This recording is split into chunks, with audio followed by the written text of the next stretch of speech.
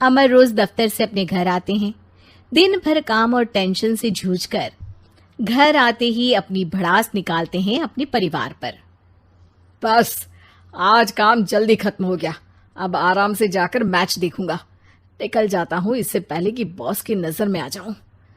ला ला ला ला ला ला ला ला। अमर, कल जो report file करनी है उसमें लास्ट मिनट चेंजेस आए हैं, आज जाने से पहले अपडेट कर देना। अब सर, आज जल्दी जाना जरूरी है, बेटे को स्कूल के जरूरी सामान खरीदने ले जाना है ना। अब जब तक तुम पहुंचोगे मार्केट तो बंद हो गया होगा। सर, इसलिए जल्दी जाना होगा। एक काम करो, कल जल्दी चले जाना। अमर बेबस होकर बॉस का ऑर्डर मानकर फिर काम में लग जाते हैं। किसी तरह मन मार कर काम खत्म करते हैं और चिड़चिड़े मन से घर पहुंचते हैं। निशा, जल्दी से खाना लगा दो, इंडिया की बैटिंग खत्म होने वाली है। बॉस ने लेट करवा दिया। अरे इतनी देर से आए हो, थोड़ी देर बात तो कर लो। अरे सुनो, हटो यहाँ से, पापा को टीवी देखने दो। पता है ऑफिस में कितना काम रहता है, कितना काम करके आया हूँ मैं। तो मैं भी तो ट्यूशन जाकर आया हूँ। अब हाँ, जाओ जाके फिर होमवर्क कर लो, कल स्कूल भी जाना है ना। तो मैं उठ जाऊंगा, लेट नहीं करूंगा, अभी मेरा शो चल रहा है, मुझे देखना है। अरे समझ नहीं आ रही बात, एक बार में एक थप्पड़ दे के समझाओ क्या।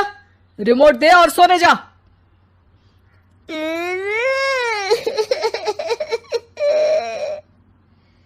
सोनू रोते हुए मम्मी के पास जाता है और अपने पापा की शिकायत करता है। निशा उसे पुचकार के एक और बेडरूम में ले जाकर सुला देती है। मैं डांटती हूँ पापा को, तू सो जा अभी, ठीक है बेटा। नेहा खाने की थाली लेकर अमर के पास पहुंचती है और मेज पर रख देती है। अमर टीवी में डूबा हुआ है और बिना देखे ही खाने लग जाता है। निशा सामने बैठे उसे घूरे रहती है। कुछ देर में अमर ये समझता है और उसे देखने लगता है और इशारे में पूछता है कि क्या बात है। ये कोई तरीका है सोनू पे चिल्लाने का? अभी रुको, इनिंग खत्म होने दो। अमर खाने लग जाता है और मैच देखता है। आखिरी बॉल होने के बाद वो निशा की तरफ देखता है। अरे निशा, पानी दे दो जरा। निशा थाली के बाजू में रखे ग्लास पर इशारा करती है। अमर उठा के पानी पीता है। अब बोलो। बच्चा है सोनू, एक बार तो मिलते हो दिन भर में रात को, और फिर वो अपने पापा की डांट सुन के सो जाए। अरे बच्चा है तो बात सुननी चाहिए ना उसे मेरी। जवाब दे रहा था। अरे दिन भर के बाद आया हूँ, इतना काम किया, बॉस के नखरे झेले, और घर आओ तो बेटा बहस करे। और सारी भड़ास घर आकर घर वालों पर निकालो। अरे तुम क्या बोल रही हो मुझसे ऐसे? तुम भी तो सारा दिन साथ रहती हो, डांटती भी तो हो उसे। बता रहा था वो मुझसे, अभी कुछ दिन पहले ही डांटा था ना तुमने। हाँ, मुझे अभी सोने के पहले बता रहा था। देखो अभी झगड़ा मत करो, मुझे आराम करना है, टीवी देखने दो। अरे तो उसको भी तो दिन भर पढ़ाई के बाद देखना होता है ना टीवी, आराम करने के लिए। कोई जरूरत नहीं है, छोटा है अभी, आदत बिगड़ जाएगी। और तुम उसकी वकालत करना ना बंद कर दो। चलो अभी सेकंड इनिंग्स चालू होने वाली है, गुड नाइट। अमर फिर से टीवी देखने लगता है और निशा उसे। कुछ सेकंड्स में वो उठ के जाने लगती है। दरवाजे तक पहुंची होती है कि अमर कहता है, अरे सुनो तो, चाय बना देना 1 कप। नहीं। निशा दरवाजा पीट के चली जाती है और अमर देखता रह जाता है। अगली सुबह निशा किचन में सोनू का टिफिन पैक करके उसे देती है। सोनू नाश्ता कर रहा है। अमर पीछे से तैयार होकर आता है और खाली चाय का कप टेबल पर रखता है। अमर, उसे वहां मत रखो, अभी साफ की है, दाग लग जाएंगे। अरे क्या हुआ है तुमको, रोज तो यहीं रखते हैं। पर आज से नहीं रखना है, चलो उठा के सिंक पे रखो। अमर उसे उठा के सिंक में रखने जाता है, तभी निशा कहती है, अरे अरे धो के। सोनू हंस देता है। अमर उन दोनों को देखता है और कप धो के वहां से चला जाता है। निशा सोनू को देखती है और आंख मार देती है। चलो अब हंसना बंद, स्कूल जाओ और ध्यान देना, सब पूछूंगी दिन में। सोनू मुंह बना लेता है। सब अपना दिन बिताकर रात में फिर एक साथ आते हैं। आज अमर घर जल्दी पहुंच गया है और टीवी के सामने पसार के बैठ जाता है। पीछे से दरवाजा खुलने की आवाज आती है। खिलखिलाते हुए सोनू अंदर आता है, सीधे टीवी रूम के अंदर, और अमर को बैठा देख चौंक जाता है। पीछे से कमरे में निशा भी आती है। सोनू, हाथ पैर धो के कपड़े बदल लो, चलो जाओ। सोनू कमरे से बाहर चला जाता है। अरे निशा, जरा एक कप चाय। क्या हर वक्त चाय? नहीं है दूध घर में। अरे दूसरी बार ही तो मांग रहा हूँ ना। दूध वाले को बोला था दूध एक्स्ट्रा 1 लीटर लेकर आना, वो 1 लीटर कम लेकर आया। आज तुमको चाय नहीं मिलेगी, खीर बना दी है पूरे दूध की। अरे दूध वाले की गलती के लिए मुझ पर क्यों चिढ़ रही हो? मैंने क्या किया? तुम भी तो यही करते हो ना। ऑफिस में किसी की गलती हो तो घर आके चीखते हो। चाय पीनी है तो दूध लाना पड़ेगा नीचे से। अरे पर तुम नीचे से ही आई ना। मैं भूल गई, तुम भी तो नीचे से आए। निशा कमरे से बाहर जाती है और सोनू अंदर आता है। वो अमर को देखता है, फिर कुछ बोलता नहीं है। अरे क्या हुआ सोनू? मेरा टीवी देखने का टाइम है अभी। आज रात को देख लेना। देखो आप ना परेशान मत करो।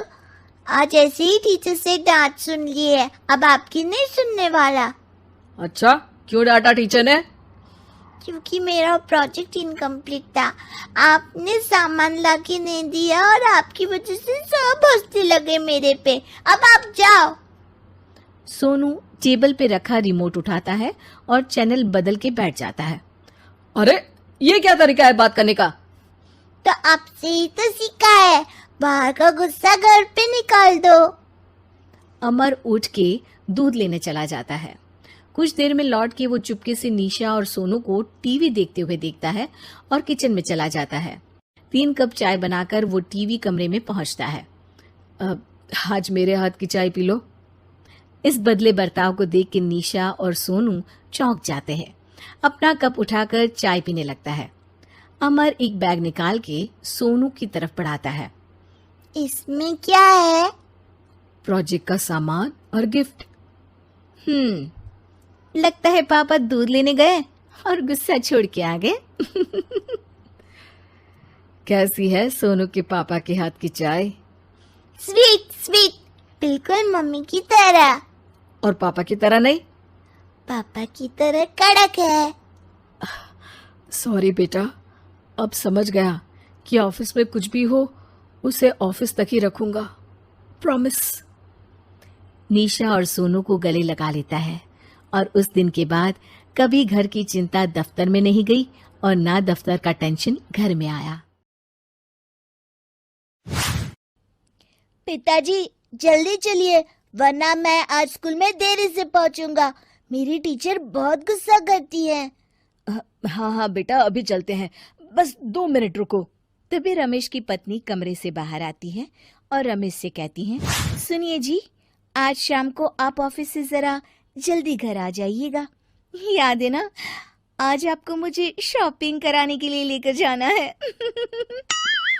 अरे भाग्यवान, इस महीने हाथ जरा तंग है। मेरी मानो तो शॉपिंग का विचार कुछ दिनों के लिए अपने दिमाग से निकाल ही दो।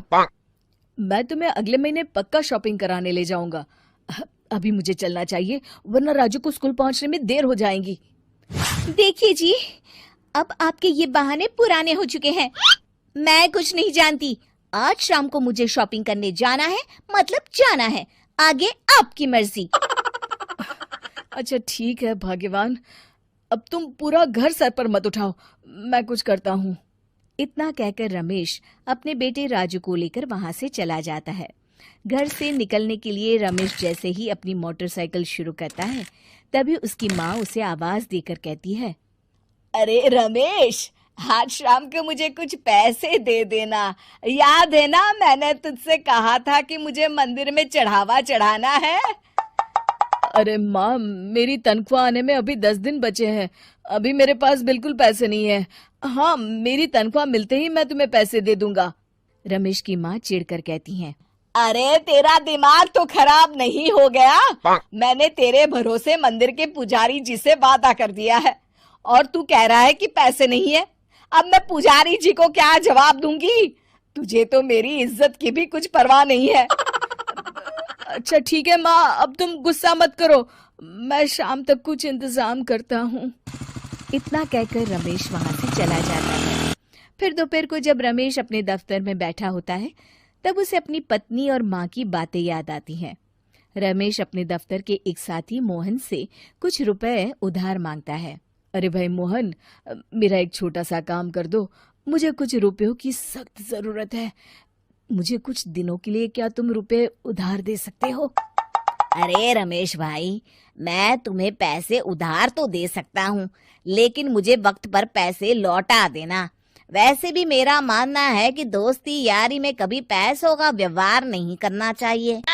ये कहावत तो तुमने सुनी ही होगी कि उधार प्रेम की कैंची है। मैं नहीं चाहता कि पैसों को लेकर हमारा रिश्ता खराब हो। अरे मोहन, तुम बिल्कुल चिंता मत करो, मैं तुम्हारे पैसे वक्त पर लौटा दूंगा। फिर मोहन रमेश को पैसे दे देता है। शाम को घर आकर रमेश कुछ पैसे अपनी माँ को देता है और साथ ही अपनी पत्नी को भी शॉपिंग कराने बाजार लेकर जाता है।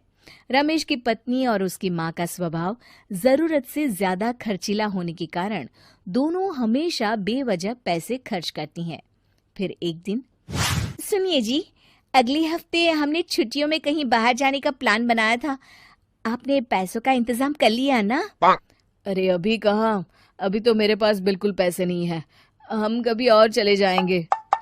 देखिए जी, मैंने सभी सहेलियों से कह दिया है कि मैं बाहर घूमने जा रही हूँ। अगर मैं नहीं गई तो सब मुझ पर हंसेंगी। आप कहीं से भी पैसों का इंतजाम कीजिए जी। इतना कहकर रमेश की पत्नी वहां से चली जाती है। वहीं दूसरी तरफ रमेश की माँ भी तीर्थ यात्रा जाने की जिद करती है और रमेश से पैसे मांगती है। फिर अगले दिन रमेश एक सेठ से पैसे उधार लेकर अपनी पत्नी और बेटे को घुमाने ले जाता है और अपनी माँ को भी तीर्थ यात्रा पर भेज देता है। लेकिन जैसे ही रमेश अपनी छुट्टियां बिताकर वापस आता है, कर्जदार उसका जीना मुश्किल कर देते हैं। इतना ज्यादा कर्ज एक साथ अपने ऊपर देख रमेश काफी परेशान रहने लगता है। फिर एक दिन राजू की स्कूल की फीस वक्त पर न भर पाने के कारण रमेश को स्कूल में बुलाया जाता है। स्कूल के प्रिंसिपल साहब रमेश को सख्त हिदायत देते हैं कि अगर वक्त पर स्कूल की फीस नहीं भरी गई तो उनके बेटे का नाम स्कूल से काट दिया जाएगा।